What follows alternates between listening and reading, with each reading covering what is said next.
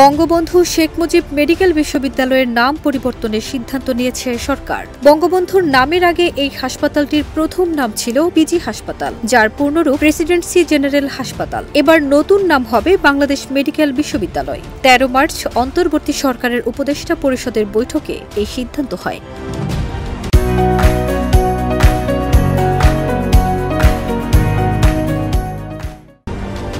বৈঠক শেষে মন্ত্রিপরিষদ বিভাগের এক প্রেস বিজ্ঞপ্তিতে জানানো হয়, বঙ্গবন্ধু শেখ মুজিব মেডিকেল বিশ্ববিদ্যালয় অধ্যাদেশ ২০২৫-এর খসড়ায় নীতিগত ও চূড়ান্ত অনুমোদন দেওয়া হয়েছে।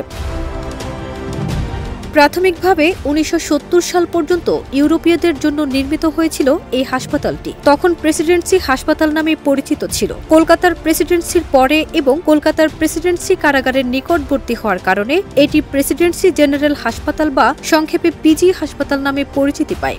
এখন পর্যন্ত সাধারণ মানুষের কাছে পিজি হাসপাতাল নামে বেশি পরিচিত। এছাড়া শেখ হাসিনা ও শেখ ফজিলাতুন্নেসা মুজিবের নামে থাকা দুটি মেডিকেল বিশ্ববিদ্যালয়ের নামও পাল্টে ফেলা হবে। একই দফতরের বঙ্গমাতা শেখ ফজিলাতুন্নেসা মুজিব মেডিকেল বিশ্ববিদ্যালয়, সিলেট অধ্যাদেশ ২০২৫-এর খসড়ায় নীতিগত ও চূড়ান্ত অনুমোদন দেওয়া হয়েছে। অধ্যাদেশের মাধ্যমে এর নাম পরিবর্তন হয়ে সিলেট মেডিকেল বিশ্ববিদ্যালয় হবে। ফারজানা নিকিতা, দেশ রূপান্তর।